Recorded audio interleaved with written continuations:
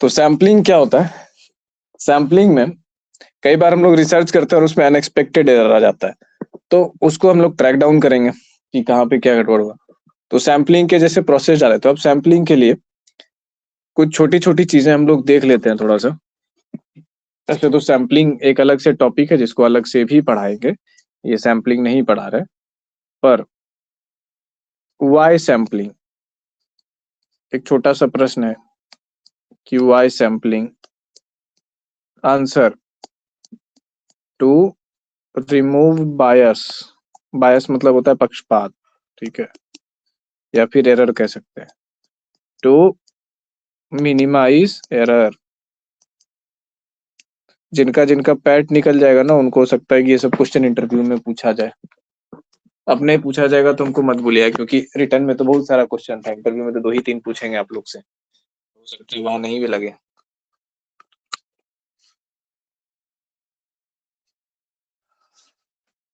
कहकशा को थोड़ा लेट होगा आने में ना।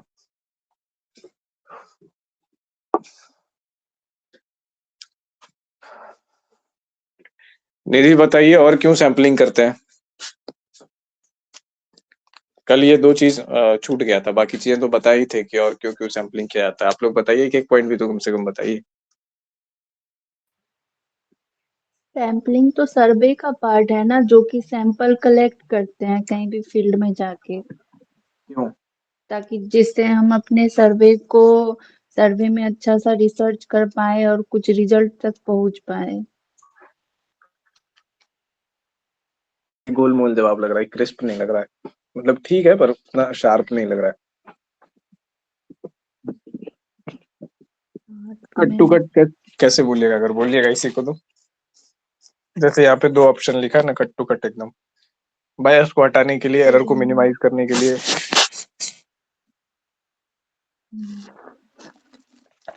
ये बोल सकते हैं कि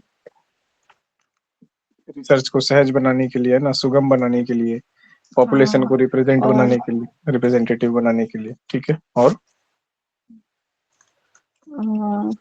अब बहुत सारे सैंपल में तुलना भी तो करते हैं ना। हाँ ठीक है, होमोजेनिटी चेक करने के लिए। होमोजेनिटी को हिंदी में क्या कहेंगे? होमोजेनिटी का मतलब हम समझा देते हैं ऐसे, होमोजेनिटी वर्ड के लिए हिंदी। होमोजेनस क्या होता है और हिट्रोजेनस क्या होता है, पहले लिख भी देते हैं यहाँ पे। अच्छा होमोजेनस देन, मतलब होता है एक जैसा, और हेटेरो मीन्स होता है डिफरेंट। हाँ तो ठीक है। जिनका, आपका बायो था क्या बैकग्राउंड पहले, या साइंस हाँ, रहा है? बायो था मेरा। तब तो फिजा साइंस और बायोलॉजी था मेरा, हाँ, इसीलिए। फिजा और इनको दोनों को तो अच्छे से समझ में आ गया होगा, होमोजेनस हेटेरोजेनस।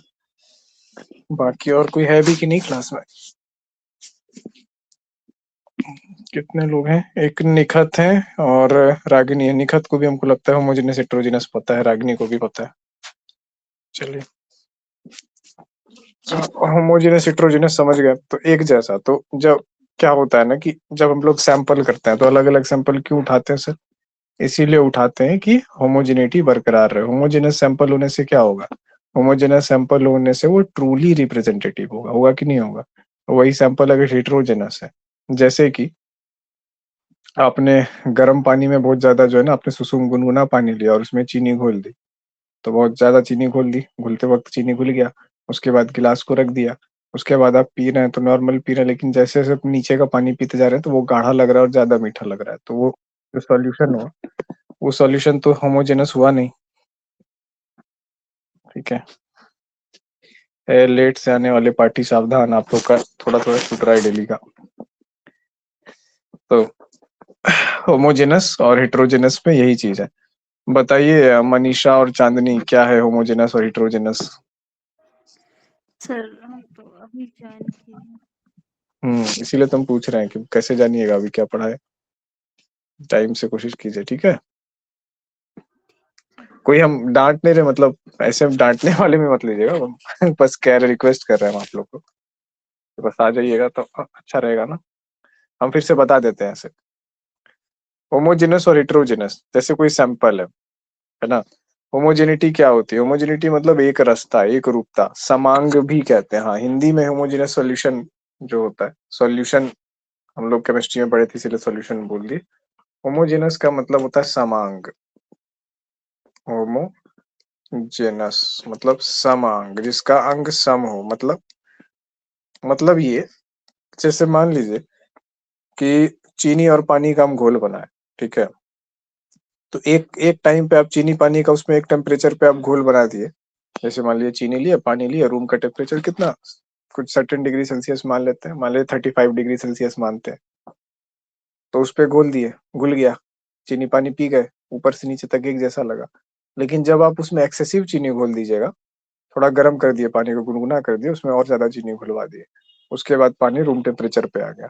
जब उसको पियेंगे तो एहसास होगा कि ऊपर का तो पानी ठीक था, लेकिन नीचे का पानी थोड़ा सा गाढ़ा है और वो ज्यादा मीठा है। तो ये क्या हुआ कि इसमें हर एक जगह जो है चीनी की मात्रा बराबर हुई, इक्वल हुई नहीं हुई, तो ये समांग नहीं हुआ, वो क्या हो गया, हीटेरोजेनस। हीटेरोजेनस, ये एक ही शब्द है, अलग अलग करके लिखे हैं। हीटेरोजेनस यानी विषमांग, विषमांग। तो जब हम लोग सैंपलिंग करेंगे तो ये जाहिर सी बात है ना कि हम लोग का सैंपल जो है होमोजेनस होना चाहिए या हेटेरोजेनस होना चाहिए, ट्रूली रिप्रेजेंटेटिव होने के लिए। कैसा होना चाहिए? होमोजीनियस होना चाहिए ना सर। तो सैंपल होमोजेनस होना चाहिए।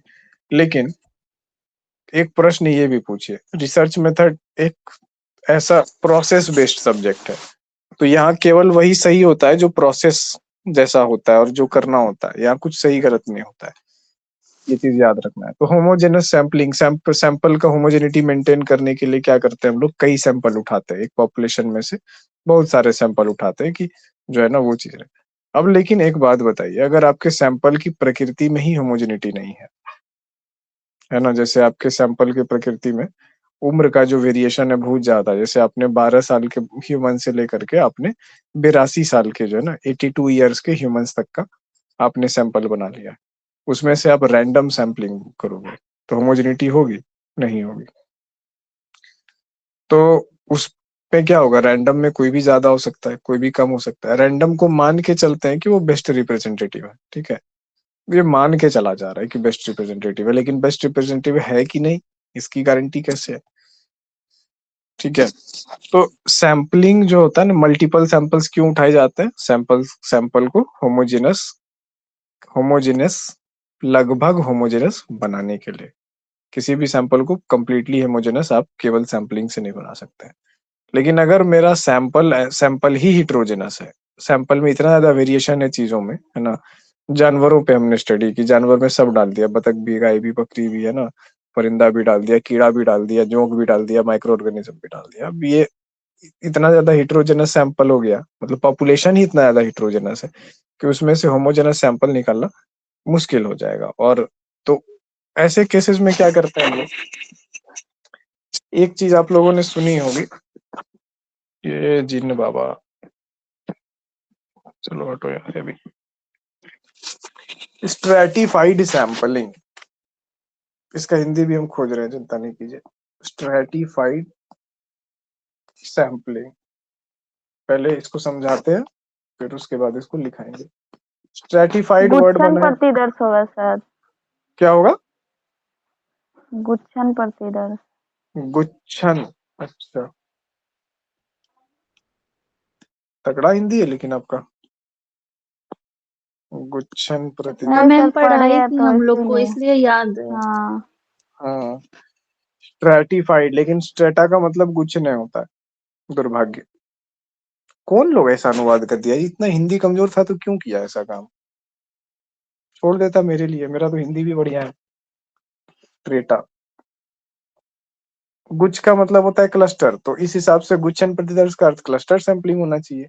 लेकिन स्ट्रेटा का मतलब होता है स्तर, क्लस लेयर।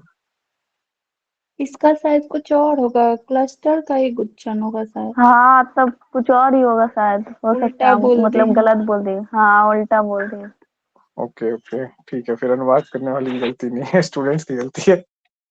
स्ट्रेटा, चलिए, स्ट्रेटा का मतलब क्या होता है, एक होता है लेयर, जैसे ये हो गया प्याज, मान लेते हैं कि प्याज है, इसके ऊपर बहुत सारा लेयर है। इसमें ये पता चल रहा है कौन ऊपर है कौन नीचे है, नहीं ये इसके बगल में है, ये इसके बाहर है, ये इसके अंदर है। स्ट्रेटा का मतलब क्या होता है? स्ट्रेटा का मतलब होता है ऐसा लेयर जिसमें कोई किसी से ऊपर हो और कोई किसी से नीचे हो, हॉरिजॉन्टल। ठीक है, तो इसको हम लोग स्ट्रेटा कहते हैं। जैसे हम लोग का वायुमंडल है, उसमें आप लोग सुने होंगे कि लेयर्स हैं चारों, है ना? क्षोभ मंडल, समताप मंडल, आयन मंडल और बहिर्मंडल, 4 मंडल है उसमें। तो ये जो स्ट्रेटा है, स्ट्रेटा का मतलब वैसे ही लेयर्स है। तो स्ट्रेटा का एक मतलब आप लेयर समझ सकते हैं, stratified sampling, layer by layer sampling, मतलब कि सैंपल हमारा सही से रिप्रेजेंटेड हो। तो हम लोग क्या कर रहे हैं, पॉपुलेशन को स्ट्रेटा में बांट रहे हैं, लेयर्स में बांट रहे हैं। ठीक है, इसका लिख लीजिए स्ट्रेटिफाइड सैंपलिंग का। हिंदी भी खोज लेना क्या है हिंदी स्ट्रेटिफाइड, होगा स्तरित स्तरित प्रतिदर्श। स्तरित प्रतिदर्श ना, चलिए स्तरित, ये ठीक है, स्तरित प्रतिदर्श। तो कैसे केस में यूज कर रहे हैं स्ट्रेटिफाइड सैंपलिंग का, कैसे केस में यूज कर रहे हैं? जब पॉपुलेशन में बहुत वेरिएशन इतना ज्यादा हो, जब पॉपुलेशन हिट्रोजेनस हो, अभी समझा रहे हैं, लिखाएंगे फिर। हिट्रोजेनस पॉपुलेशन में बहुत सारे एलिमेंट्स हमारे मिले हुए हैं, तो क्या करेंगे, सारे एलिमेंट्स को जो है ना एक एक स्ट्रेटा में बांट देंगे और उसके बाद जो है उससे सैंपल उठाएंगे। जैसे मान लीजिए कि 12 साल से लेकर के 82 साल के जो है ह्यूमंस हमारे एक्सपेरिमेंट का हिस्सा है, हमारे स्टडी का हिस्सा है। तो क्या करेंगे कि अब उसमें से कहीं से भी कोई भी उठ सकता है, तो हम लोग क्या करेंगे, इसको छोटे छोटे ब्रैकेट में बांध देंगे। ठीक है, 12 से 22, ठीक है, या फिर 12 से 18 रख लो, 6 6 साल के ब्रैकेट में बांध देंगे। और हर बार क्या करेंगे, हर एक एज ब्रैकेट से रैंडम सैम्पलिंग कर देंगे। तो इससे क्या होगा कि अलग अलग हम लोग पॉपुलेशन में हिस्सा बनाए। ठीक है, ये था अपना बड़ा सा पॉपुलेशन, इसमें हम लोग स्ट्रेटा बना दिए, लेयर्स बना दिए, और हर एक लेयर से जो है ना कुछ कुछ पिक आउट कर लिया। 3 3 मान लीजिए पिक आउट करना है, हर एक लेयर से हम 3 3 व्यक्ति को पिक आउट कर दिए। तो एक सैंपल साइज हमारा क्या हो गया, सैंपल साइज जो होगा छोटा सा, वो हो गया n, हो गया n बराबर 3 हो गया। और ऐसे हमने कितने सैंपल्स लिए, 1 2 3 4 5 सैंपल्स लिए। ठीक है, तो हमने 5n जो है 5 सैंपल्स लिए। ठीक है, और हर एक सैंपल क्या है, क्या सेम है, नहीं है, 5ni, मतलब हर एक सैंपल अलग है, n1 n2 n3 n4 ऐसे करके। आई की जगह पे मतलब कुछ भी आ सकता है, 1 आ सकता है, 2 आ सकता है, 3 आ सकता है। तो हमने क्या किया, सैंपल्स अलग अलग लिए 5 लेयर से। तो इसी को कहते हैं हम लोग एकदम आसान भाषा में स्ट्रेटिफाइड सैंपलिंग। ठीक है, स्ट्रेटा बना दिया, ग्रुप लेयर बना दिया और वो चीज कर दिया, तो इसको स्ट्रेटिफाइड। अब स्ट्रेटिफाइड में आपको क्या दिख रहा है, कोई ऊपर है कोई नीचे है, तो इसका मतलब कोई एक प्रॉपर्टी होगी जो कि रैंक का काम करती होगी। समझ रहे हैं? जैसे कि यहाँ पे एज है, एज ग्रुप जैसे मान लीजिए यहाँ पे था 12 से लेकर के 82 तक का है ना, तो 12 से लेकर के मान लीजिए कि 22 तक हमने किया। ठीक है, 22 से लेके 32 तक दिया दूसरे में, स्टेटा में, तीसरे स्टेटा में 32 से 42, चौथे में 42 से 52, पांचवे में 52 से लेके 82 तक कर दिया, क्योंकि इसको हम लोग नॉन वर्किंग पॉपुलेशन मान रहे हैं। ठीक है, कि 52 के बाद आदमी वर्क नहीं कर रहा है, तो आपने वो अलग अलग स्टेटा ऐसे करके बना दिया। तो स्ट्रेटिफाइड सैंपलिंग समझ गए कि अलग अलग जो है स्टेटा है। इसमें क्या है कि रैंक बढ़ रहा है।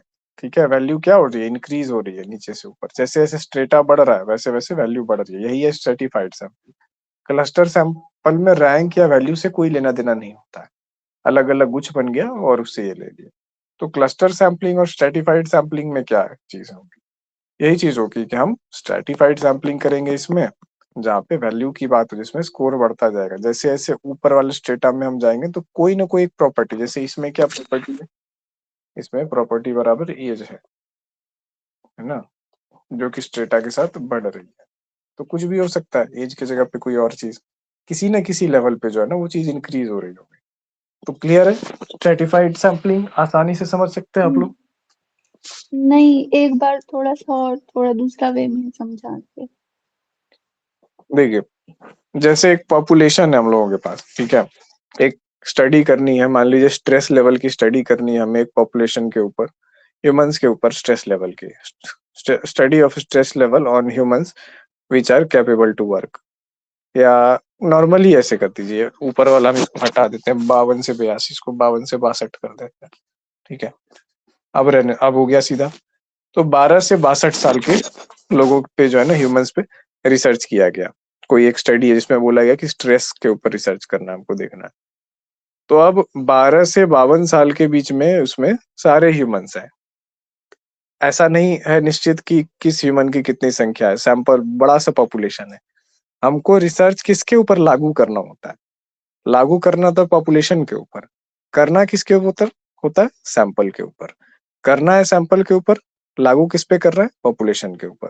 तो सैंपल और पॉपुलेशन का अंतर आप समझ रहे हैं। हमको निर्णय इस बात पे लेना है कि 12 से 62 साल की उम्र के जो लोग होते हैं, ठीक है, तो इन लोगों के ऊपर स्ट्रेस का कोई प्रभाव या कुछ भी चीज मान लेते हैं, उसका कैसे क्या प्रभाव पड़ता होगा 12 से 62 आयु वर्ग के लोगों में। तो हमारा पॉपुलेशन वो है, उस पॉपुलेशन में से अगर हम सैंपलिंग करते हैं, मान लीजिए कि कुछ लोगों को, कुछ क्या सर्टेन लोगों को हमने सैंपलिंग किया, वो जो सैंपल हम उसे निकालेंगे तो रैंडमली हम निकाल लेंगे चुन करके। तो रैंडमली निकालेंगे तो बताइए कि हो सकता है कि कोई ज्यादा एज का आदमी मिल जाए, कोई बहुत कम एज का बच्चा मिल जाए, या फिर उसका कुछ ये निश्चित नहीं रहेगा ना कि ट्रूली रिप्रेजेंटेटिव होगा कि नहीं वैसे केस में। तो वैसे केस में सैम्पलिंग का सबसे मेन चीज क्या है कि आपके पॉपुलेशन को रिप्रेजेंट करना चाहिए, ठीक है। तो जब हम देख रहे हैं कि एज एक ऐसी चीज है, एज एक फैक्टर है इसमें, और रैंडमली अगर उठा ले तो पता नहीं वो रिप्रेजेंट करेगा कि नहीं करेगा।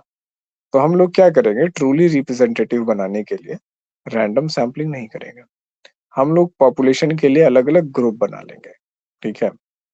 कि एक सर्टेन ग्रुप में हमने डिवाइड कर दिया, एक अलग अलग बैच बैच के टाइप से, कि 12 से, स्क्रीन पे जैसा कि आप देख रहे हो, 12 से 22, 22 से 32, 32 से 42 एंड सो ऑन। इस तरीके से हमने कैटेगरीज बना ली, और उस कैटेगरीज पे जो है ना हमने सैम्पलिंग कर दिया। जैसे जितने कुछ पॉपुलेशन से कुछ लोग उठाए, उनको उठा के रखा 12 से 22 साल के बीच में, 100 आदमी उठाया, और उस 100 में से किसी 10 को रैंडमली हमने पिक कर लिया। सेम अगले कैटेगरी में किया, उस एज ग्रुप के 100 आदमी उठाए, उसमें किसी 10 को रैंडमली पिक कर लिया। तो इससे क्या हुआ, इस तरीके से करके जो हमने छोटे छोटे छोटे छोटे सैंपल्स उठाए हर एक एज ग्रुप के, यानी हमने स्ट्रैटिफाइड सैम्पलिंग की, ठीक है। तो ये जो सैंपल हुआ ये इस पॉपुलेशन का ट्रूली रिप्रेजेंटेटिव होगा। क्यों? क्योंकि हर एक एज ब्रैकेट के सर्टेन सर्टेन सर्टेन जो है ना कुछ कुछ लोग उसमें उपस्थित हैं। तो एक छोटा सैंपल, जैसे पॉपुलेशन 10 लाख होगा, तो इधर मेरा सैंपल 1000 है, तो 1000 लोगों पे हमने किया। तो यही चीज है स्ट्रैटिफाइड सैम्पलिंग। तो स्ट्रैटिफाइड सैम्पलिंग में लेकिन आप लोगों ने एक चीज देखा होगा कि ये जो लेयर्स हमने बनाए, स्ट्रेटा जो हमने बनाया है ना, ये जो हमने बनाया कि 12 से 22, पुनः 22 से 32, 32 से 42, ऐसे करके जो हमने स्ट्रेटास क्रिएट किए, इन स्ट्रेटास में क्या बात हुई, इन स्ट्रेटास में कोई एक प्रॉपर्टी है, एक गुण है जो बढ़ता हुआ दिखाई पड़ता है। जैसे जैसे हम अगले लेयर पे जाते हैं, अगले स्तर पर जाते हैं, अगले स्ट्रेटा पर जाते हैं, वैसे वैसे उस प्रॉपर्टी की वैल्यू बढ़ती है, उस गुण की वैल्यू बढ़ती है। वो गुण क्या है? उम्र, ठीक है। आधार क्या है स्ट्रेटा को बांटने का? उम्र। तो स्ट्रेटा स्ट्रैटिफिकेशन का बेस क्या है, क्वेश्चन आपसे पूछा जाएगा अगर आप स्ट्रैटिफाइड सैम्पलिंग कर रहे हो, पूछा जाना चाहिए कि स्ट्रैटिफिकेशन का बेस क्या है, किस आधार पे, मतलब या फिर किस प्रॉपर्टी को लेकर के तुम स्ट्रैटिफाई कर रहे हो। तो सीधी सी बात है कि एज की प्रॉपर्टी है, इसी के लिए हमको स्ट्रैटिफाइड सैम्पलिंग करना पड़ रहा है। तो उसी का वैल्यू बढ़ता जा रहा है यहाँ पे, यही है स्ट्रैटिफाइड सैम्पलिंग। स्ट्रेटा मतलब लेयर्स हो गए, प्रॉपर्टी ये चीज हो गई, तो स्तरित प्रतिदर्श, तो ये सैम्पलिंग का एक टाइप है। अब क्लास आज सैम्पलिंग की नहीं है, क्लास है सर्वे रिसर्च की। इसमें जो है सैम्पलिंग थोड़ा सा दिया हुआ है, तो उस थोड़े से सैम्पलिंग को हम थोड़ा सा ही पढ़ रहे हैं। तो ये स्ट्रैटिफाइड है, यार सर लिखवाएंगे बोल रहे थे यादृच्छिक प्रतिदर्श किसको बोलेंगे तब? रैंडम सैम्पलिंग को, यादृच्छिक, ठीक है, अच्छा रैंडम सैम्पलिंग को बोलेंगे हम लोग यादृच्छिक प्रतिदर्श। रैंडमली कहीं से भी उठा लिया कुछ सैंपल में, जैसे फिश बाउल टेक्निक है। फिश बाउल टेक्निक क्या होता है कि एक शीशा का बाउल रखा जाता है या कोई भी बाउल ऐसे रखा जाता है, उसमें जो है पुर्जी सब जो है बांध बांध करके रख दिया जाता है, ठीक है, और उसमें से जो है पुर्जियों को उठा लिया जाता है। लॉटरी वगैरह में आप लोग देखते होंगे ना, इस तरीके से करके लॉटरी निकाला जाता है।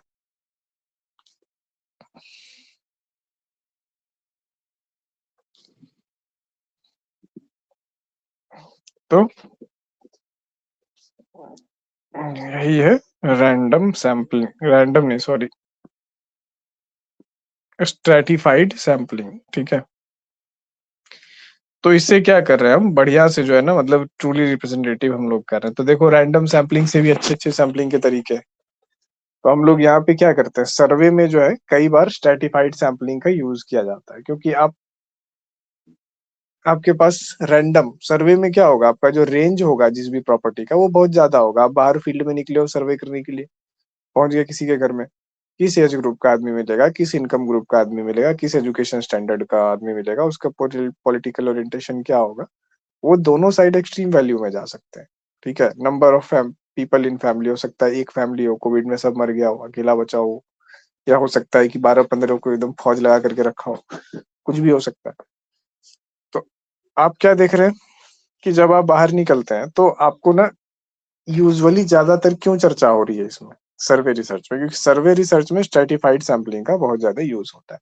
अगर आपसे पूछा जाएगा कि सर्वे रिसर्च में मोस्ट, मतलब सर्वे रिसर्च में कोई एक सैम्पलिंग टेक्निक है जिसका उपयोग अन्य की अपेक्षा ज्यादा होता है, तो वो कौन सा, तो यही है स्ट्रेटिफाइड सैम्पलिंग।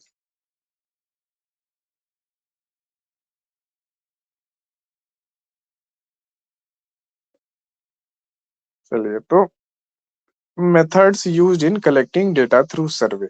अब आप लिख लीजिए इसका स्ट्रेटिफाइड सैम्पलिंग का हिंदी में थोड़ा सा, कि जब पॉपुलेशन हिट्रोजेनस हो,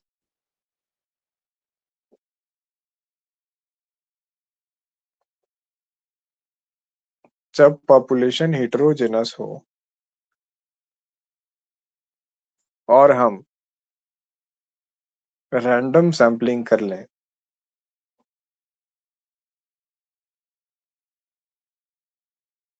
तो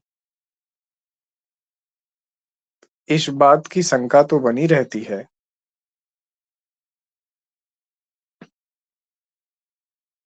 कि क्या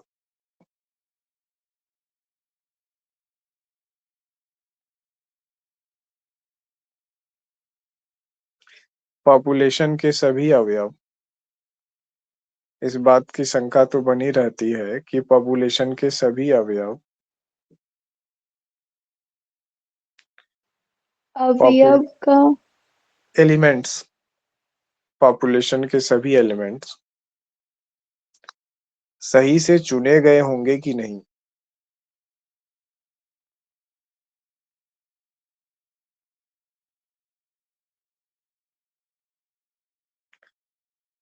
चुने गए होंगे कि नहीं। अतः सैंपल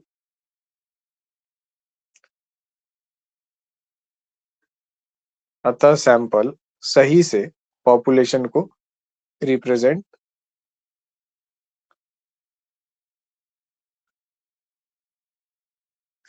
कर सर रहा यहाँ है। यहाँ सर फिर से बोलिए ना, चुने गए होंगे। एक बार रिपीट कर दीजिए जो पीछे लिखे हैं कोई। चुने गए होंगे कि नहीं, अतः सैंपल सही से पॉपुलेशन को रिप्रेजेंट कर रहा। सही से चुने गए होंगे या नहीं, अतः सैंपल पॉपुलेशन को सही से रिप्रेजेंट कर रहा है या नहीं, ये शंका दूर नहीं होती है। ऐसी स्थिति में हम लोग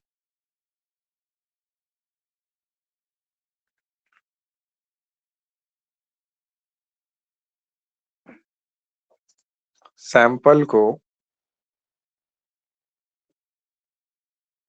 अलग अलग स्तरों में बांट देते, सॉरी, ऐसी स्थिति में हम लोग पॉपुलेशन की सैंपलिंग के लिए अलग अलग स्तर बना देते हैं। ऐसी स्थिति में हम लोग ऐसी स्थिति में हम लोग सैम्पलिंग या पॉपुले पॉपुलेशन ऐसी स्थिति में हम लोग पॉपुलेशन की सैंपलिंग के लिए अलग अलग स्तर, ब्रैकेट में लेयर्स,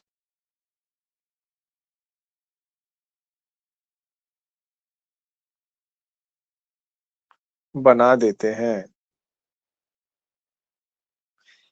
स्तरीकरण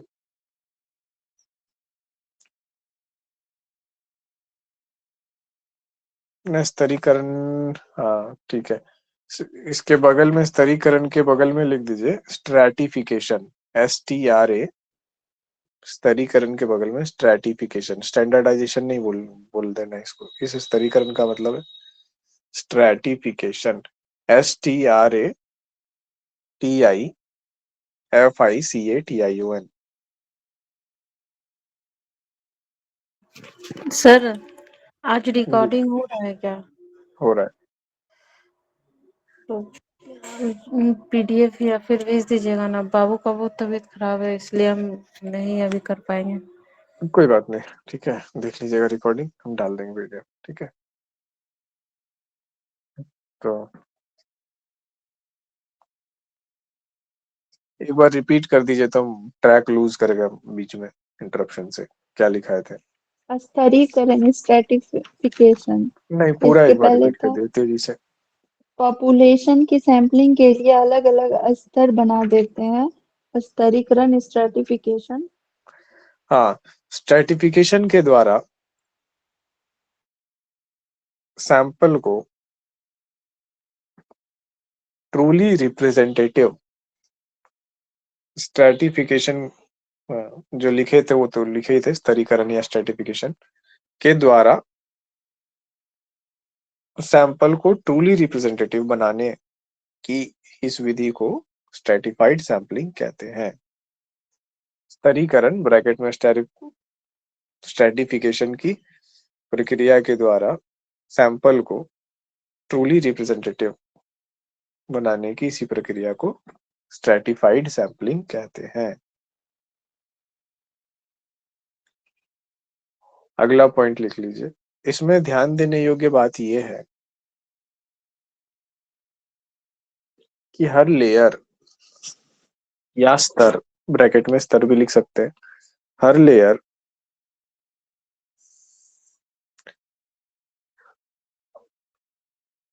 में कोई न कोई वैल्यू उत्तरोत्तर बढ़ती या घटती जाती है।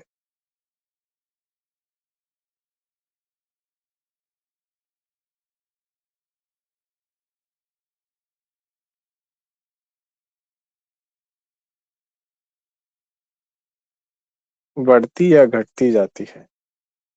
और जब वैल्यू के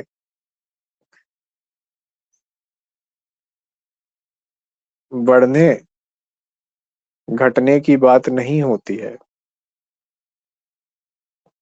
तो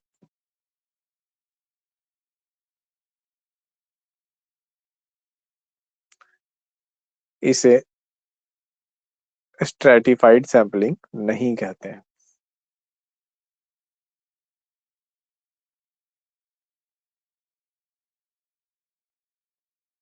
क्लियर?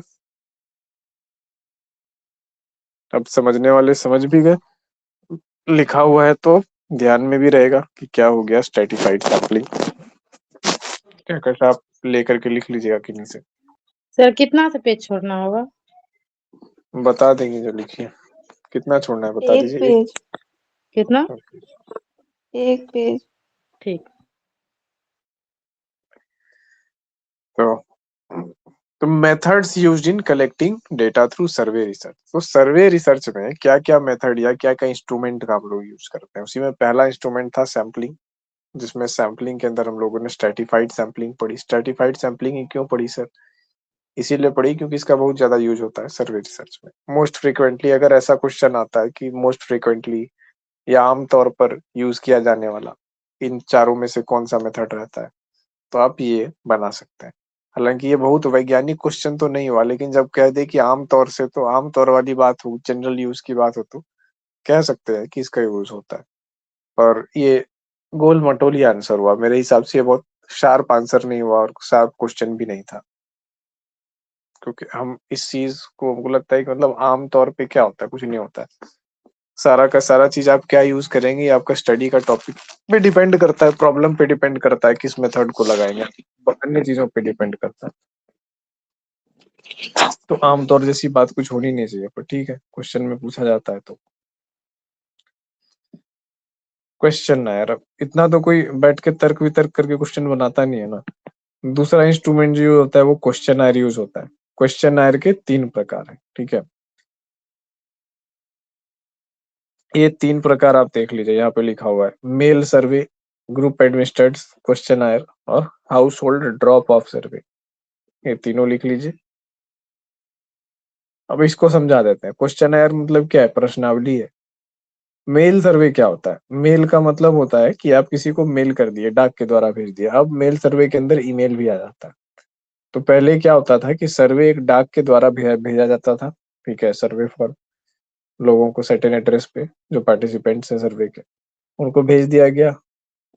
उसके अंदर एक लिफाफा होता था, ठीक है। एक तो सर्वे फॉर्म होता था और एक लिफाफा होता था। उस लिफाफा में वापस भेजने का पता लिखा होता था और उस पर स्टाम्प भी लगा होता था। तो ऐसा नहीं कि हम किसी को सर्वे करने भेज दिया, वो वापस भेजेगा तो अपना जेब से खर्चा ला के भेजेगा। पहले हम लोग फॉर्म भरते थे। आप लोग में से कोई ऐसा ऑफलाइन फॉर्म भरे हैं जिसमें फॉर्म भरना पड़ता है और फिर अंदर में लिफाफा लगाना पड़ता है, अपना एड्रेस लिख के उसमें स्टाम्प साट के भीतर डालना पड़ता है कि हमको इसी पते पर एडमिट कार्ड भेजो, खर्चा हम भेज रहे हैं? ऐसा किए हैं कोई? नहीं किए हैं। तो हम लोग पुराने जनरेशन के, हम लोग के टाइम पे ज्यादातर फॉर्म ऐसे ही भरा करता था। सीडीएस तक का फॉर्म ऐसे भरे हम, ऑनलाइन बहुत बाद में हुआ। पहली बार जब फॉर्म सब ऑनलाइन हुआ था तब हम लोग भरे थे ऐसे कर। तो मेल सर्वे में क्या है कि मेल सर्वे में क्या है, डाक के द्वारा जो है वो किया जाता है। लेकिन अब जो है मेल सर्वे में ज्यादातर मतलब होता है ईमेल सर्वे, ठीक है। अब मेल सर्वे का मतलब वक्त के साथ ये हो गया है कि सॉफ्ट कॉपी भेज दो, मेल पर भेज दो, और लोग क्या करेंगे, उसी पर रेस्पॉन्स दे दिया। अब सॉफ्ट कॉपी में भी कैसे आप कर सकते हो, या तो गूगल फॉर्म क्रिएट कर दो, जैसे एक बार हम टेस्ट लिया था आप लोग का गूगल फॉर्म पे एमसीक्यू बना करके, लेकिन टेस्ट का स्कोरिंग में लफड़ा हो गया, तो फिर हमको लगा कि नहीं, इससे बढ़िया अपना सस्ता सुंदर टिकाऊ तरीका, 2 ढाई घंटा हमको गूगल फॉर्म पे माथा पच्ची करके क्वेश्चन बनाने में, टाइप करने में, और इतना उसमें बार बार क्लिक करना पड़ता है, टाइप करना पड़ता है, उतना टाइम भी लगेगा और उसके बाद कुछ किया भी नहीं, स्कोरिंग भी नहीं दिया। तो बोला हटाओ।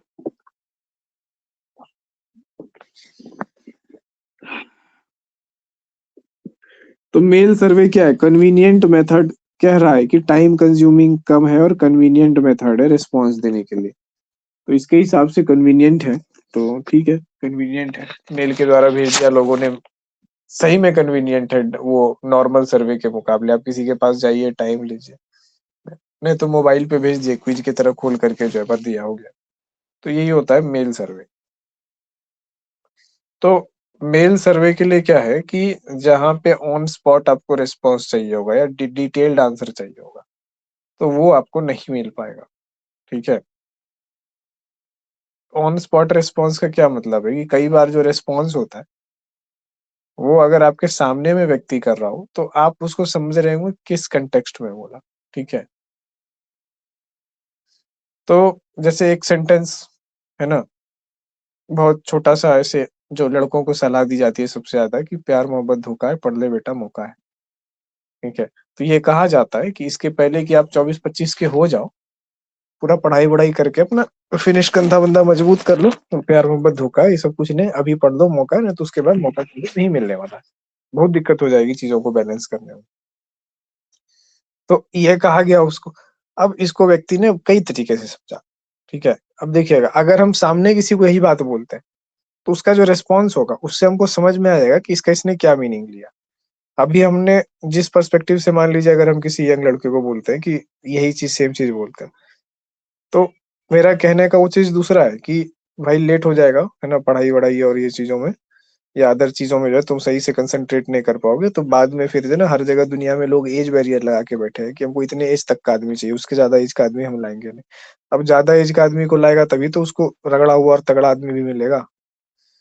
तो ये चीज भी है कि वो लेगा नहीं कोई भी कंपनी में ऐसे वैसे। तो इसी लिए कहा जा रहा है कि कम एज में ज्यादा कॉम्पिटेंस तुम डेवलप कर लो, ये वाला चीज है। पर वो क्या कह रहा है, वो किस पे फोकस कर रहा है, वो धोखा पे फोकस कर रहा है, ये सब धोखा है, ये सब कुछ नहीं होता है। तो धोखा नहीं है ना, वो एक्चुअल ह्यूमन फीलिंग है। ठीक है, ऐसा नहीं है कि ये धोखा है, ये लाई है, झूठ है, हम अपने आप से बोलते हैं, अगला आपसे झूठ बोलता है, या फिर मतलब लड़कियां होती कुटिल जीव होती है, एकदम डाइन होती हैं जो कि मैनिपुलेट करती हैं, ऐसा कुछ भी नहीं है। आप कैसे लोगे ये आप पे डिपेंड कर रहा है। तो ये हमको कैसे पता चलेगा? अगर हम किसी को क्वेश्चनायर देते हैं, यही लिख दें, यही क्वेश्चन लिख दें, प्यार मोहब्बत धोखा है, पढ़ ले बेटा मौका है, ये इस पे आप कितना एग्री करते हैं, 1 2 3 4 5, तो अब उस पे वो कितना एग्री करता है वो तो टिक लगा देगा। लेकिन किस लिए एग्री करता है, उसका रीजन ये है, या फिर वो गलत नजरिए से देखता है, या फिर अपने आसपास जो है उस अपने बुरे अनुभवों से इतना डरा हुआ है, अपने आसपास के बुरे अनुभवों से, कि उनको लगता है कि नहीं भाई, मतलब कुछ कुछ लोग होते हैं ना कि एक्चुअली में इन चीजों का ढोंग कर रहे होते हैं और एक टाइम के बाद उनका असली चेहरा सामने आ जाता है। तो मतलब ह्यूमैनिटी का नुकसान होता है इससे, मानवता का नुकसान कर देते हैं ये लोग। तो मानवता का जब नुकसान करेंगे और चार आदमी देखेगा तो विश्वास तो उठेगा ही। ऐसी चीजों के आसपास पला बड़ा देखा, उसका वो रिस्पॉन्स था। कैसे पता चलेगा कि क्या रिस्पॉन्स है? तो ये ऑन स्पॉट रिस्पॉन्स जो है ना, ये बहुत जरूरी होती है हम लोग के साइकोलॉजी में। ठीक है, तो इसीलिए सर्वे मेथड का ये लिमिटेशन भी है।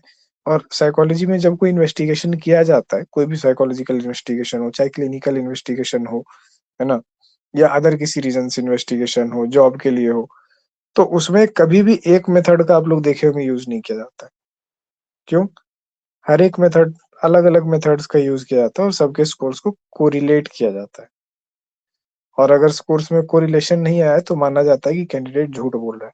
सर्विस सिलेक्शन बोर्ड जो होती है, हम आप लोग को बताए थे कि उसका इंटरव्यू हम दिए, उसमें बहुत सारे साइकोलॉजिकल टेस्ट होते हैं, 5 दिन तक रख के उस रख करके आपके पास जितने तरह के साइकोलॉजिकल टेस्ट वो होता है आपके ऊपर कर सकता है। अब इतने सारे मतलब 5 दिन तक आपको सुबह से लेकर के शाम तक विभिन्न विभिन्न प्रकार के साइकोलॉजिकल टेस्ट से ही गुजरना होगा, और उसका रिजल्ट कभी नहीं बताया जाता है। आप कितना भी बार उसमें बस ये बताया जाएगा कि कौन पास हो गया कौन फेल हो गया, किस टेस्ट में किसको कितना स्कोर आया ये कभी बताया ही नहीं जाता, उसको टॉप सीक्रेट रखा जाता है, केवल असेसमेंट बॉडीज जानती है। उसके बाद क्या है कि हर एक टेस्ट में टॉप स्कोर आपके सेलेक्ट होने की गारंटी नहीं है। जिस टेस्ट में आपका जैसा स्कोर आया, हर एक टेस्ट से वैसा ही स्कोर और वैसी ही प्रॉपर्टी आनी चाहिए। अब जैसे मान लीजिए कि किसी एक स्कोर में आपका साइकोलॉजिकल प्रोफाइल जो है ये निकला कि आप में करेज जो है 100 के स्केल पे 12 है, दूसरे टेस्ट में निकला कि 95 है, तीसरे में 65 निकल गया और चौथे में 6 निकल गया। अब ले, स्कोर्स कोरिलेट नहीं कर रहा है, तो इस पे जो एसेसर साइकोलॉजिस्ट जो होगा वो ये कंक्लूजन निकालेगा कि लड़का या तो झूठ बोल रहा है तो फेक कर रहा है, या तो इसकी पर्सनालिटी में कोई क्लिनिकल एरर है, कुछ इसमें विघटन है इसके पर्सनालिटी में, या दो पर्सनालिटी है, या कुछ मानसिक हेल्थ की चीजों से जो भी निकालेगा उस पे निष्कर्ष ना अलग अलग टेस्ट के कोरिलेशन का, वो आपके लिए फेवरेबल नहीं होगा। तो ये क्या होगा, फिर उसके बाद क्या होगा कि वो ये मान करके चलेगा क्योंकि उसके पास दूसरा कोई चारा है नहीं। लेकिन फिर मेरे जैसा कोई जिद्दी लड़का होगा, हो सकता है, वो कहेगा कि तुम्हारे मेथड में जो है ना बहुत सारी गलती है। वो पहले से ही साइकोलॉजी पढ़ के गया होगा और उसको साइकोलॉजिकल टेस्ट का आइडिया होगा। तो टेस्ट का जब आइडिया है उसको, तो उसको तो पता है कि किस टेस्ट के फ्लॉज क्या क्या है, कहाँ कहाँ पे जो है ना ये टेस्ट बायस्ड है, क्या क्या ये, और तुम्हारा जो मेथड है कोरिलेशन का, कि सारे टेस्ट के स्कोर को कोरिलेट कर दिया। हर एक टेस्ट का रिलायबिलिटी अलग है, वैलिडिटी अलग है, सबका मूड अलग है, मोमेंटम अलग है ना, सब चीज को सबको सब तरीके से नापने का चीज अलग है, फिर इन्वायरमेंट अलग है। तो अलग अलग टेस्ट जब अलग अलग आदमी पे एडमिनिस्टर करते हैं आप, तो उससे जो स्कोर्स में वेरिएशन आता है उसको देख करके आप ये नहीं कह सकते हैं कि व्यक्ति झूठ बोला है या फिर उसमें विघटनकारी या ऐसे वैसे सीमाएं हैं। ये इस तरीके से नहीं किया सकता। इसी कारण से एसएसबी इंटरव्यू के बैच में ऐसा होता है कि एक तो रिटर्न जो लोग क्वालिफाई करके गए, 300 बच्चे आए, 350 400 बच्चे आते हैं एक बैच में इंटरव्यू में, और उसमें से कभी 10 कभी 12 कभी 15, हम लोग के बैच में पहले बैच में 30 बच्चे स्क्रीन इन हुए थे पहले दिन जो सिलेक्शन होता है। उसके बाद 30 जितने भी होते हैं सबसे ज्यादा वॉश आउट हो जाता है बच्चा। वॉश आउट का मतलब है कि एक भी, जैसे 300 लोग आए इंटरव्यू के लिए, 300 में 10 को स्क्रीनिंग किया, वो लोग स्क्रीनिंग का मतलब है पहले ही दिन छांट देता है। 10 को स्क्रीनिंग किया, 10 को 5 दिन तक टेस्टिंग किया, उसके बाद एक को भी सेलेक्ट नहीं किया। ठीक है, तो वॉश आउट पे वॉश आउट जाते रहता है बैच इन लोग का। 5-5 साल 6-6 साल तक जो है ना रिक्रूटमेंट वैसे आते रहती है, फॉर्म आते रहता है। और उसका ये रूल है कि जो साइकोलॉजिकल टेस्ट में पास नहीं करेगा तो एकेडमी का वो बैच खाली रह जाए तो रह जाए, चाहे 2 बच्चा से भी एकेडमी चलेगा, 2 ही बच्चा लेंगे, लेकिन ये सीट भरने का कुछ नहीं है वहां पे, और स्कोरिंग भी नहीं दे रहे। तो इतना वेग सा है ना वो जगह कि आप क्या देख रहे हो वहां पे, किस तरीके से जब मेथड्स को कोरिलेट कर रहे हैं तो एक सही कंक्लूजन पे नहीं पहुंच पा रहे हैं। अगर कुछ ऐसा आपके पास ऑब्जेक्टिव मेथड ऐसा होता तो फिर क्या होता है कि आप कोरिलेशन का सही मतलब निकाल पाते, या फिर अलग अलग टेस्ट कैसे कैसे कहाँ कहाँ कोरिलेट कर रहे हैं, किस प्रॉपर्टी को बता रहे हैं, ये चीज नहीं है। तो वही बात होती है कि जब आप कोई ऐसे रिटर्न सा कुछ ऐसे बना दिए, डिस्पाइट की अलग अलग टूल्स भी ये चीज कर रहे हो, तो भी जरूरी नहीं है कि सही बंदा आपको सेलेक्ट हो ही जाए। तो सोचो कि जब 5 टेस्ट लगा करके, तो मूल क्या था इस बात के डिस्कशन का, मूल बात यही थी कि एक एक टेस्ट एक क्वेश्चन आयर से कुछ नहीं समझ में आता, तो हमने 5 लगा दिया और पांचों के स्कोर्स को कोरिलेट कर दिया, तब भी फेलियर मिल रहा है, तब भी एरर मिल रहा है। तो उस चीज के बाद क्या है, उसके बाद देखिए एसएसबी की सबसे बड़ी बात क्या है कि अगर आपको कोई भी सर्विस सिलेक्शन बोर्ड का रिपीटर बंदा मिलता है जो प्रॉपर मतलब उसमें गया हुआ था उस प्रोसेस में, 5-6 इंटरव्यू मतलब 2-3 साल 4 साल तक उस प्रोसेस में रहा, तो वो चेंज हो गया होता है। वो इतना कॉम्पिटेंट होता है ना अपने लाइफ में, वो प्रोसेस उसको इतना चेंज कर देती है कि वो जहां भी जाएगा उसके बाद जो भी करेगा वहां पे वो बेस्ट होगा। और एसएसबी के जो वहां से वापस हुए कुछ लोग हैं, उनमें से एक अमिताभ बच्चन है, एक शाहरुख खान है, और अब एपीजे अब्दुल कलाम है, बहुत सारे लोग हैं। तो वहां पे सबको बोला जाता है, जब लास्ट डे आपको बताया जाता है कि आप में से कोई भी सेलेक्ट नहीं हुआ, तो बताया जाता है कि डोंट वरी, लाइफ यहाँ पे एंड नहीं होती है, ये देखो यहाँ से रिजेक्ट होने वाले लोगों की संख्या ये है। बहुत सारे लोग हैं, कोई स्पेस साइंटिस्ट है, कुछ ये है, एस सोमनाथ आपके चीफ थे, इसरो चीफ, तो वो भी। तो लगभग एसएसबी से रिजेक्ट किया हुआ जो होता है ना, हर एक बंदा उसके अलावा जहां भी जाता है वो टॉप पोजीशन ही प्राप्त करता है। तो ये क्या बता रही है, ये बता रही है कि बंदे में कॉम्पिटेंस था, उसमें क्वालिटीज थी, आपके मेथड ने उसको सेलेक्ट नहीं कर पाया। ठीक है, और एग्जाम का अगर रिजेक्शन परसेंटेज में देखते हैं तो लड़के बर्बाद होते हैं अदर कुछ कर रहे होते हैं, लेकिन एसएसबी एग्जाम के जो फेल होकर के भी जो बंदे आए होते हैं वो अच्छा ही कर रहे होते हैं कुछ ना कुछ, ऊपर से उनकी पर्सनैलिटी हो जाती है बड़ी गजब की, माइंड पर्सनैलिटी है वो सब कुछ जो है ना एकदम शार्प और सही काम करता है।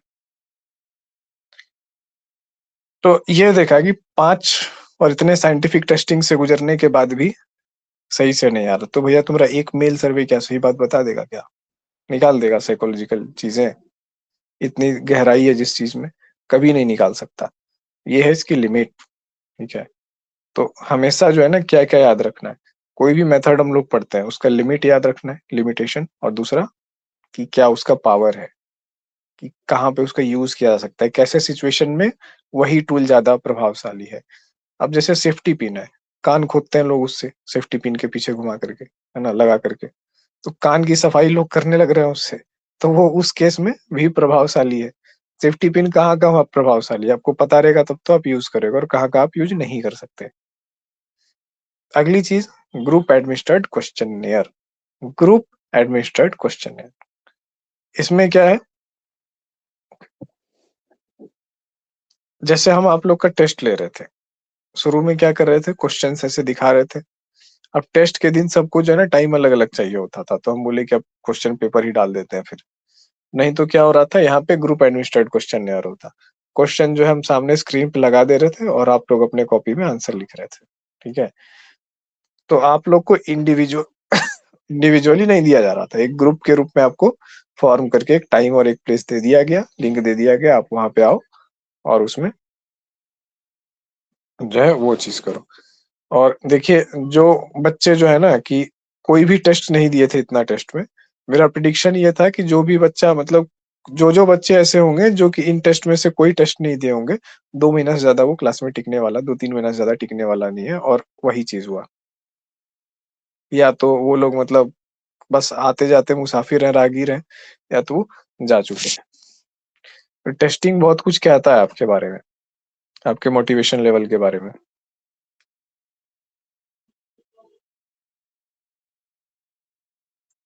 तो ये चीज क्या हो गया, ग्रेटेस्ट, ठीक है, ग्रुप एडमिनिस्ट्रेटेड क्वेश्चनियर ये है।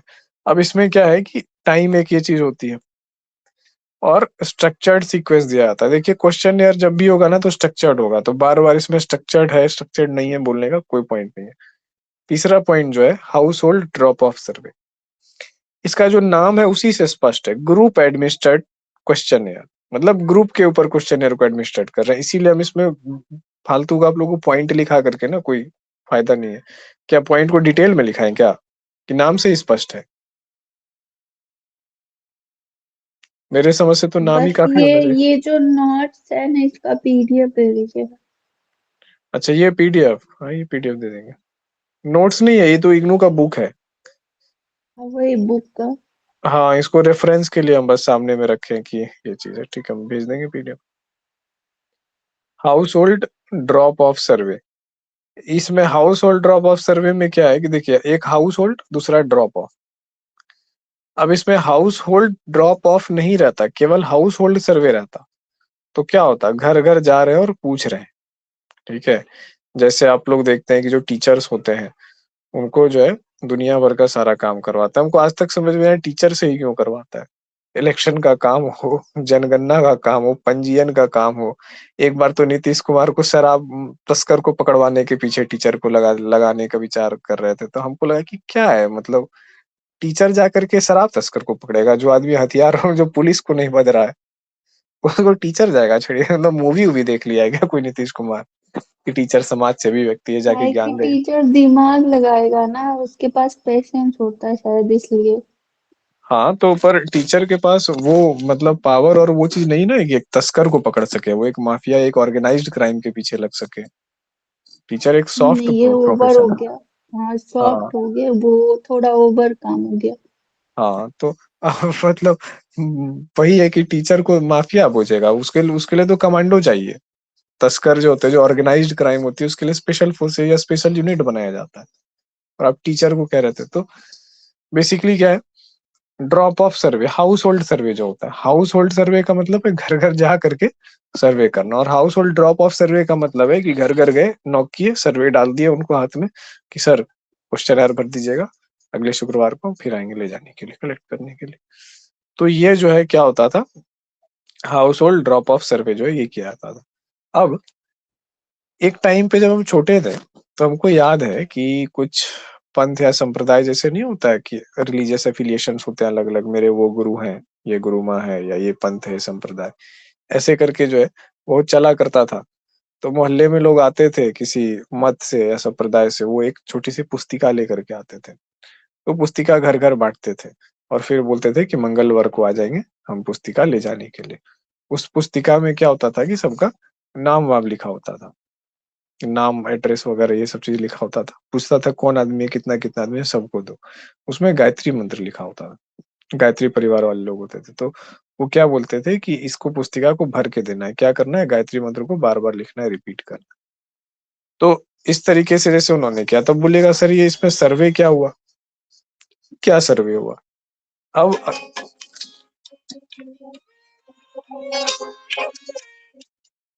हाँ मम्मा, हाँ मम्मा, बोलना। क्लास में है मम्मी, करके आते हैं ना। ठीक।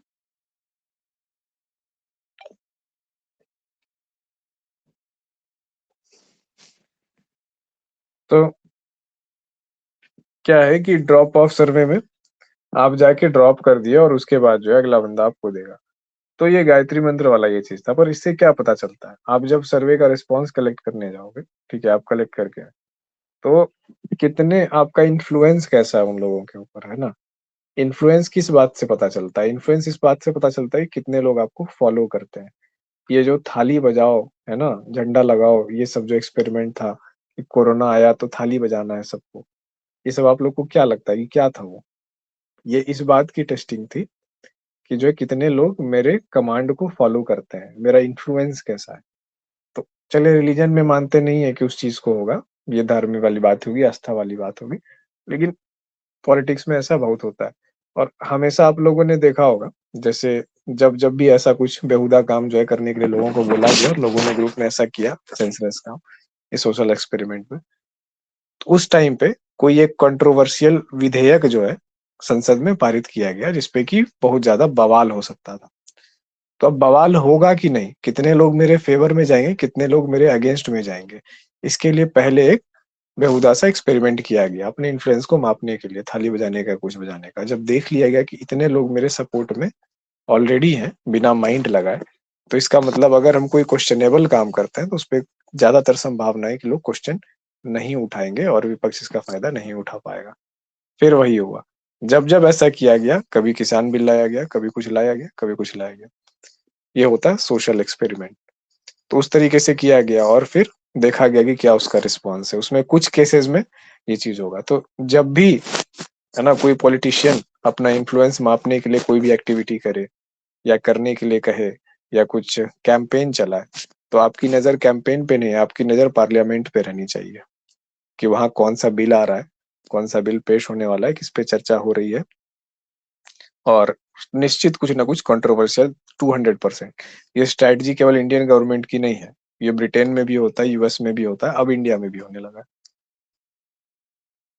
तो ये है कि ड्रॉप ऑफ सर्वे से बहुत चीजें पता चल सकती है। केवल यही नहीं कि सर्वे का क्वेश्चन कितना है, केवल यही कि जो बॉडी सर्वे करा रही है उसकी अथॉरिटी को लेके लोगों में कितना भरोसा भी है। तो नहीं करेगा लोग सर्वे, दो नेम फुर्सत मिला नहीं करेंगे। कितना परसेंट आंसर आया, उससे ये भी पता चलेगा कि पब्लिक को कितना ट्रस्ट है आपके ऊपर। इसके बाद होता है इंटरव्यू, और इससे फिर ये चीज भी होती है, बहुत सारी चीजें होती है। इलेक्शन के पहले एक लगभग डाटा मिल जाता है कि वो कितना पैसा हमको खर्चा करना पड़ेगा इलेक्शन जीतने के लिए। जितना ज्यादा अगर जनमत मेरे पास पहले से दिख रहा है तुमको, उतना कम पैसा खर्चा करना पड़ेगा। पॉलिटिकल एनालिस्ट, पॉलिटिकल पार्टीज में सोशल साइंटिस्ट की बहाली होती है, साइकोलॉजी वाले लोगों की बहाली होती है, psychometrician, sociologist, social scientist, research method, क्या रिसर्च एनालिस्ट, डेटा कलेक्टर। सोचे होंगे आप लोग कि पॉलिटिकल पार्टी इन लोगों को बहाल करती है कंपनी की तरफ और सैलरी देती है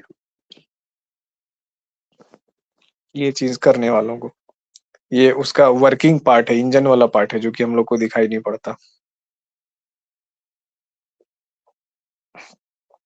इंटरव्यू एक टूल है। इंटरव्यू के बारे में तो हम लोग जान ही रहे हैं, कल ही हम लोग पढ़े, स्ट्रक्चर्ड पढ़े हैं, अनस्ट्रक्चर्ड पढ़े हैं, ठीक है। एक सेमी स्ट्रक्चर्ड भी हम बताए थे, वो भी है। अब एक नया आ गया है टेलीफोनिक, ठीक है।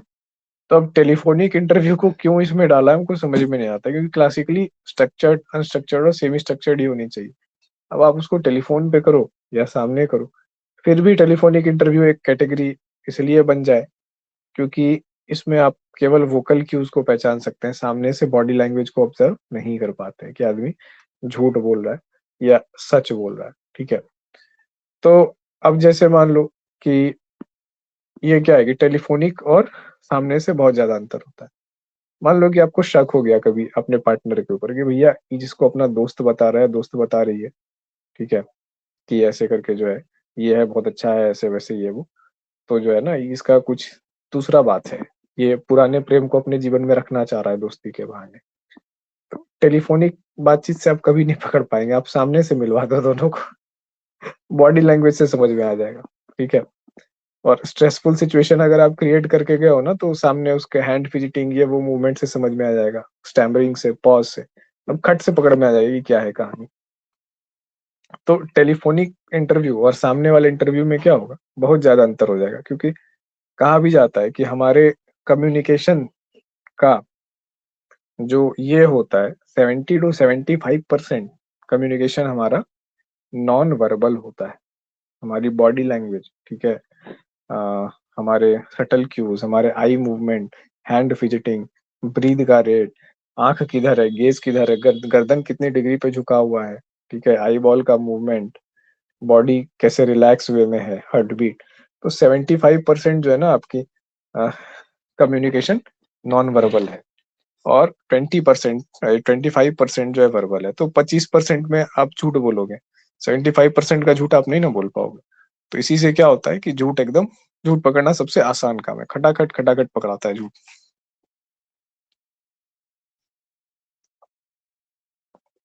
तो ये आगे बात है कि आपको झूठ का करना क्या है उसके बाद। सच के साथ रहना बड़ा मुश्किल हो जाता है। तो टेलीफोनिक इंटरव्यू हो गया, अब आते हैं types of survey research. Based on the selection of instrument और मेथड ऑफ डेटा कलेक्शन। अच्छा, क्वालिटेटिव रिसर्च हो गया, क्वांटिटेटिव रिसर्च हो गया। क्वांटिटेटिव रिसर्च में हो गया फोर्स चॉइस क्वेश्चन। अब देखिए सर्वे रिसर्च को भी क्वालिटेटिव और क्वांटिटेटिव बना सकते हैं। क्वांटिटेटिव कैसे बनाएंगे, जब उसमें ना हम लोग फोर्स्ड चॉइस यूज करेंगे। फोर्स्ड चॉइस का मतलब है हमने सब पे लगा दिया कि आप आलू को कितना पसंद करते हैं, 1 2 3 4 5, ठीक है, बढ़ते क्रम में कितना पसंद करते हैं इस पे रजिस्टर कीजिए। तो आप डालिए कि हम बहुत पसंद करते हैं आलू को, जैसे हमको आलू बहुत पसंद है तो हम 5 डाल देंगे उस पे ना, पोटैटो मेरा फेवरेट फूड है तो 5 हमने डाल दिया उस पे। तो किसी को आलू बिल्कुल नहीं पसंद तो वो 1 डाल देगा उस पे। तो लेकिन यहाँ पे चॉइस क्या है, फोर्स्ड चॉइस है। क्यों फोर्स्ड चॉइस है, क्योंकि हमने आपको 5 ही चॉइस दिए हैं, हमने 1 और 2 के बीच में कोई डिजिट नहीं दिया है। ऐसा भी तो हो सकता है कि आपकी चॉइस 1 और 2 के बीच में हो, ऐसा भी तो हो सकता है कि आप इतने इतने ज्यादा एक्सट्रीम आलू लवर हो कि 5 जो है ना आपके लिए ज्यादती हो, 10 होना चाहिए वहां पे, वो चीज है। तो ये क्या हो गया कि फोर्स्ड चॉइस, हमेशा फोर्स्ड चॉइस क्या करती है कि हमारे फ्री फ्लो को लिमिट करती है, ठीक है, कि हमारी जो ट्रू रिप्रेजेंटेटिव है हमारा, उसको लिमिट कर देती है कि ये फोर्स्ड चॉइस है, ठीक है। बेसिकली यही चीज है फोर्थ चॉइस वाली बात। तो क्वांटिटेटिव में क्या करते हैं कि हम लोग क्वांटिफाई तो कर दिए, लेकिन उसमें भी हमको एक चॉइस लगाना पड़ेगा, क्योंकि हर व्यक्ति अपने हिसाब से बताएगा। तो फिर सबके क्वांटिटी को कंपेयर तो हम कर नहीं सकते, है ना। कोई बता बहुत पसंद है, कितना पसंद है, 100%, अरे नहीं हमको 500% पसंद है, ले। कोई बोला कितना परसेंट पसंद है, 10%, करते रहो कंपेयर। तो सबके जब पैमाने अलग अलग होंगे तो आप ही पागल हो जाएंगे, तो ये तो संभव हो नहीं सकता है। तो एक स्टैंडर्ड में, एक ढांचे में ढालना पड़ेगा सबके नंबर्स को, सबके नंबर्स को उसी ढांचे में ढालने के लिए फोर्स्ड चॉइस, यानी एक सर्टेन सर्टेन रेस्पॉन्स हम लोग देते हैं, भाई 4 में से कोई एक चुन लो जो तुम्हें अच्छे से बता रहा। तो एक लिमिटेशन भी हम लोग को पता चल गया क्वांटिटेटिव मेथड का। अब इसके बाद आता है क्वालिटेटिव, ठीक है, कि या तो आप क्वालिटेटिव क्वेश्चन पूछ सकते हो। क्वालिटेटिव क्वेश्चन जैसे काउंसलर के पास आप जाते हो तो काउंसलर को आप बताते हैं, आप बातें बताते हैं कि ऐसा ऐसा है, ये है वो है। तो काउंसलर जो आपसे पूछ रहे हैं वो क्या है, क्वालिटेटिव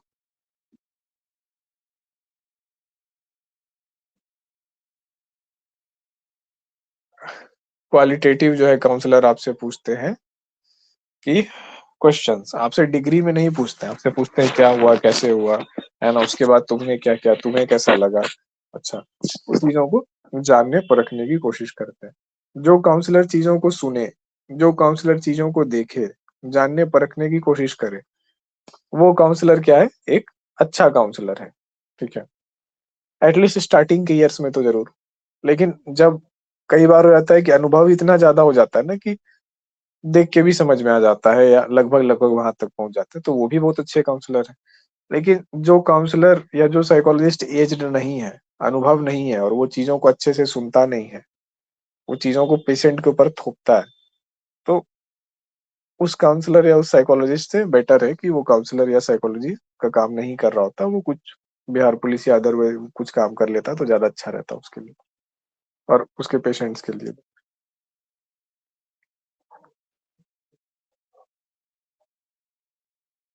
अब देखिए मेजर टाइप ऑफ जो है ना 2 सर्वे कहे जाते हैं, क्रॉस सेक्शनल सर्वे और लॉन्गिट्यूडिनल सर्वे। तो क्रॉस सेक्शनल रिसर्च हम लोग पढ़े थे, उसमें क्या था, क्रॉस सेक्शन में क्या था कि एक ही पॉइंट ऑफ टाइम में अलग अलग चीजों का हम लोग देख रहे थे, है ना, एक ही पॉइंट ऑफ टाइम में। और लॉन्गिट्यूडिनल टाइम में क्या था कि अलग अलग पॉइंट ऑफ टाइम में हम लोग देख रहे थे। तो अलग अलग पॉइंट ऑफ टाइम में जब हम लोग देखते हैं तो क्या पता चलता है कि कोई चीज समय के साथ कैसे चेंज हो रही है, एक दूसरे का जो अंतर संबंध है फैक्टर्स का, वो चेंज को कैसे फैसिलिटेट कर रहा है। जैसे उम्र के साथ साथ क्या होती जाती है कि जैसे मान लीजिए कि लड़कों का है, ठीक है, कि उम्र के साथ साथ क्या होती है कि लड़के लड़की जो भी है सबकी मेंटालिटी में परिवर्तन होने लगता है।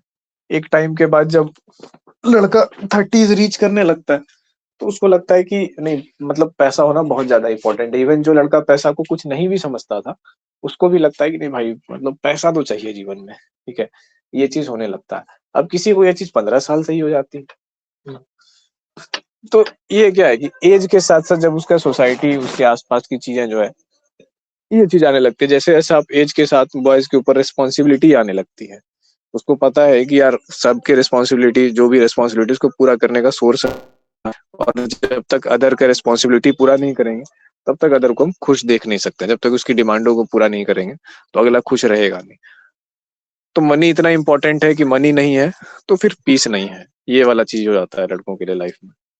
तो उनको जो है, चाहे मनी माइंडेड हो चाहे मनी माइंडेड ना हो, उनको पैसा हर हमेशा हरगिज किसी न किसी तरीके से चाहिए ही चाहिए।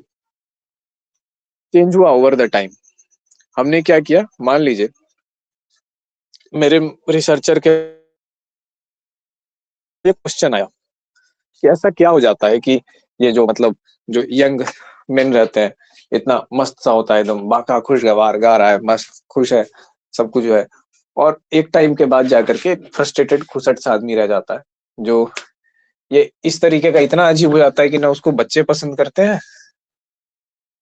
ना उसको पत्नी पसंद करती है, ना ससुराल वाला पसंद करता है, ना घर वाला पसंद करता है, अड़ोसी पड़ोसी भी पसंद नहीं करता। किस स्टेट में चला गया, पूरे दुनिया का ठेका उठाया हुआ है, सबकी जिम्मेदारियों को पूरा कर रहा है, लेकिन कोई उसको लाइक नहीं कर रहा है, कोई उसको पसंद नहीं कर रहा है। और कहाँ वो यंग मैन जो किसी का कोई जिम्मेदारी नहीं उठाता था, ठीक है, फ्री बर्ड था, फिर भी सब लोग उसके पीछे ना एकदम, मतलब कि अरे वाह, एकदम सब उसके साथ टाइम स्पेंड करना चाह रहा है, दोस्ती करना चाह रहा है, मैग्नेट है पूरा। तो ऐसा क्या चेंज हो गया उम्र के साथ साथ? तो कौन सा स्टडी करेंगे हम लोग लॉन्गिट्यूडिनल सर्वे करेंगे, टाइम के अलग अलग पॉइंट पे अलग अलग चीजें करेंगे।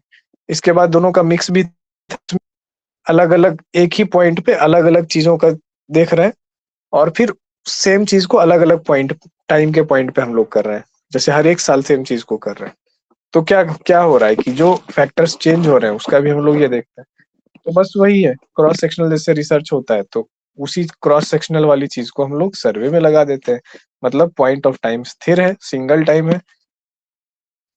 जैसे 2025 में कोई स्टडी हुई, ठीक है, और वो 2025 के बाद दोबारा नहीं होगी, तो क्या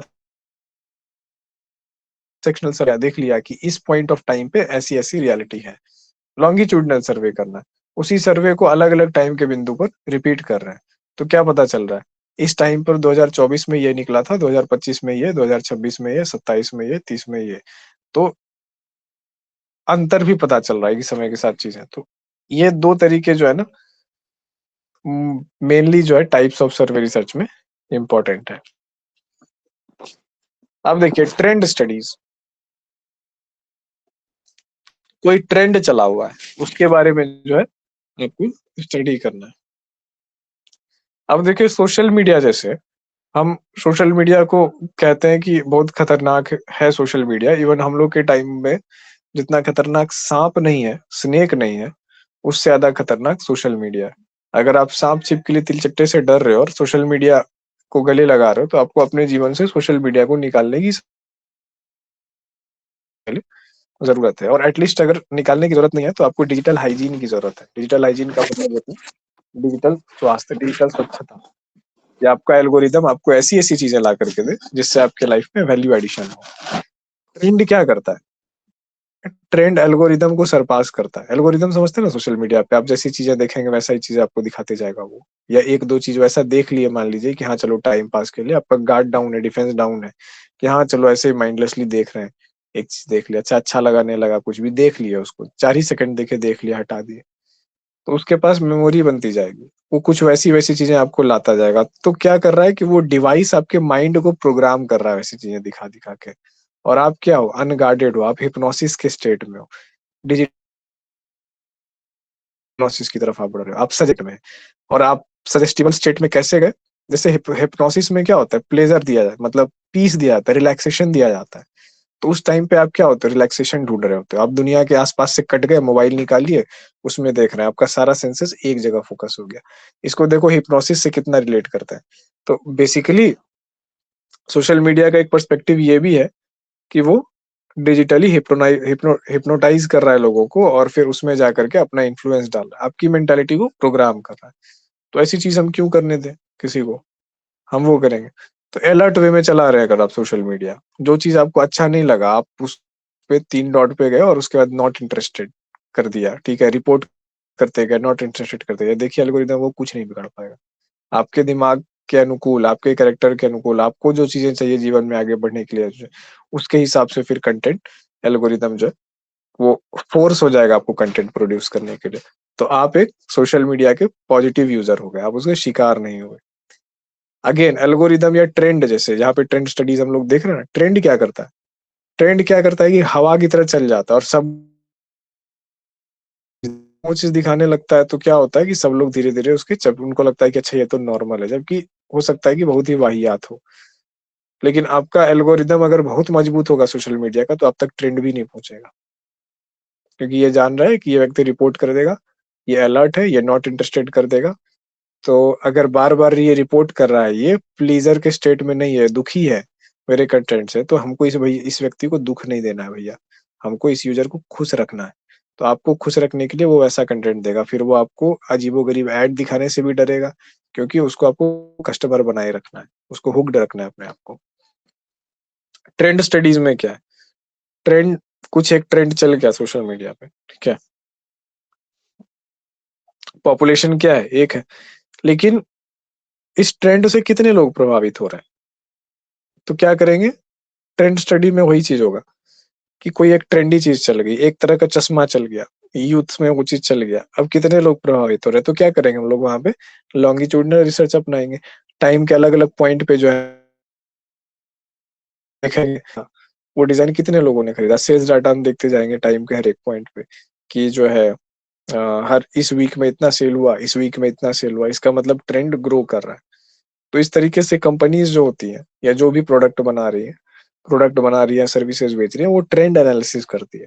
तो एनालिस्ट होता है, वो क्या करता है, सेल्स डेटा को देख करके, कंज्यूमर बिहेवियर को देख कर ट्रेंड का पता लगाता है, देखता है कि नहीं ग्राफ बढ़ रहा है, डिमांड बढ़ रहा है, तो फिर कंपनी को इनपुट देता है, फिर कंपनी वहां से प्रोडक्शन बढ़ाती है, प्रोडक्शन बढ़ा देगी और उसके बाद मार्केट में सप्लाई कम कर देगी, तो मार्केट में क्राइसिस हो जाएगा तो दाम बढ़ गया, दाम बढ़ने के बाद वो कंपनी प्रोडक्ट रिलीज करेगी, तो कंपनी को प्रॉफिट मिल गया। तो इस तरीके से ट्रेंड से करके चीजें काम होती है। तो ट्रेंड स्टडीज ये कंज्यूमर रिसर्च में बहुत ज्यादा यूज होता है। यहाँ तक किसी को कोई दिक्कत है समझने में?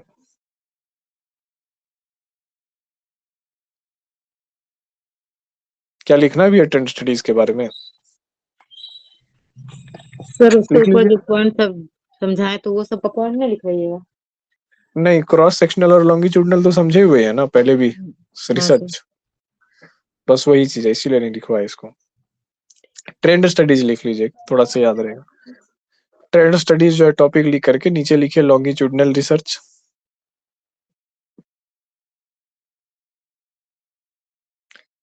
एक पॉइंट लिख लीजिए लॉन्गिट्यूडनल रिसर्च, दूसरा पॉइंट दीजिए regular sample and regular analysis, regular sampling and regular analysis, दोनों चीज बार बार किया जा रहा है। पॉपुलेशन में से अलग अलग सैंपल उठाया जा रहा है, बार बार उस सैंपल को एनालाइज किया जा रहा है। दूसरा क्या बोले sir? Regular sampling and regular analysis. पहला तो है लॉन्गिट्यूडनल रिसर्च, लॉन्गिट्यूडनल रिसर्च को देख के तो अब आप लोग को इतना याद आ ही जाता होगा कि अलग अलग पॉइंट ऑफ टाइम पे किया जाता है जो।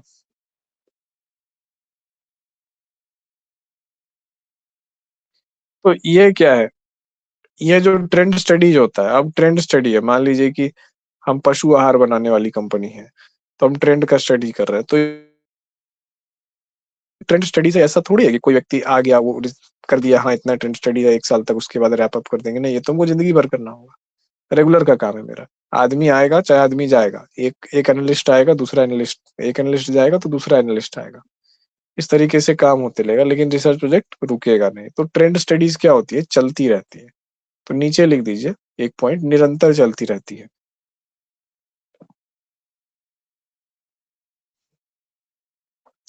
अब जैसे लाइब्रेरी का अगर ट्रेंड स्टडीज जो है ये चीज कर दिया जाए क्या, तो लाइब्रेरी के ट्रेंड स्टडीज पे मान लीजिए कि इसमें जैसे एग्जांपल दिया हुआ है कि एक यूनिवर्सिटी में ट्रेंड स्टडी किया गया है कि कितने स्टूडेंट लाइब्रेरी जो है मतलब यूज करते हैं और पढ़ते हैं। हमको जान के हैरत हुआ कि हम अपने बैच में, मतलब अपने बैच में तो कम से कम जरूर, आप लोगों के पीछे का पता नहीं, पहला स्टूडेंट थे जो कि पीजी डिपार्टमेंट के लाइब्रेरी को जाके खुलवाया है। नहीं तो वही किताब से वही अंदर आशादी रखती हैं, उन्हीं को बच्चे लेते हैं ले जाते हैं। और हम रिजिड हो करके हम बोले कि नहीं क्यों नहीं खोलेंगे, तो जब खुला तो चूहा मरा हुआ पाया गया, तो गंदा था, बदबू आ रहा था। तो कोई बात नहीं, हम उठा के फेंक देते हैं चूहा, हमको पढ़ना है तो हमको वो चीज करना है, हम यहाँ तक तैयार थे कि हम साफ सुथरा करके वो चीज करेंगे। तो अगर ट्रेंड एनालिसिस कीजिएगा तो क्या ट्रेंड मिलेगा, शून्य ट्रेंड मिलेगा। जब शून्य ट्रेंड मिलेगा तो क्या होगा, शून्य ट्रेंड मिलने के बाद यही होगा कि एक तो आप लाइब्रेरी का यूज नहीं कर रहे हो, तो खुद में बहुत ज्यादा शर्मनाक है हायर डिग्री के स्टूडेंट होके। लेकिन गवर्नमेंट क्या करेगी, यूनिवर्सिटी क्या करेगी, लाइब्रेरी को फंडिंग देना बंद कर देगी, किताब और जर्नल्स खरीदने के लिए पैसा नहीं देगी। हम लोग के पीजी डिपार्टमेंट की लाइब्रेरी में साइकोलॉजी का कोई भी जर्नल क्यों नहीं आता है, जब सरकारी पैसा है, हम लोग का एडमिशन का पैसा है, आना चाहिए ना जर्नल, नहीं आता है। रिसर्च और ये वो चीजें क्यों नहीं आता, न्यूज लेटर क्यों नहीं आता साइकोलॉजी से रिलेटेड, इसीलिए नहीं आता क्योंकि आप लोग लाइब्रेरी यूज नहीं करते हैं, डिमांड नहीं है। लाइब्रेरी का जब डेटा जाता है वहां पे राजभवन में, तो राजभवन ये डिसाइड करता है कि नहीं फंडिंग नहीं देना, इसी कारण सेंट्रल लाइब्रेरी तक को फंडिंग नहीं मिलती है नए बुक्स को खरीदने की। ये कितना दुर्भाग्यपूर्ण है ये चीज। तो जबकि पीछे की जनरेशन में ये चीज नहीं था, हम लोग जिस टाइम पे कॉलेज में ग्रेजुएशन वगैरह पढ़ते थे तो इस चीज को समझते थे इतने अच्छे से कि खुद तो किताब लेते ही थे, अगले को बोलते थे भैया तुमको पढ़ना नहीं है ना, 10 दिन रख करके तुम दे देना पर ले लो। लाइब्रेरियन का डेटा कम से कम जो है ना बड़ा रहना चाहिए, एकदम दिखना चाहिए कि हाँ लाइब्रेरी से किताबें उठ रही है जा रही है। तो इससे क्या होगा, कल को दिन एचओडी को एक लेटर लिख के रिक्वेस्ट करेंगे ना कि लाइब्रेरी एक्टिव है और ये किताब है, 20,000 की किताब है, वो चाहिए सर, प्रोफेसर एचओडी ऊपर लिखेंगे और वहां से फिर आ जाए कि हाँ दे दो। तो इस तरीके से चीजें होती है। यही ट्रेंड स्टडी का इसमें देखिए बुक्स एंड जर्नल्स का इसमें एक एग्जांपल दिया है हम लोगों को। दूसरा है कोहॉर्ट स्टडीज।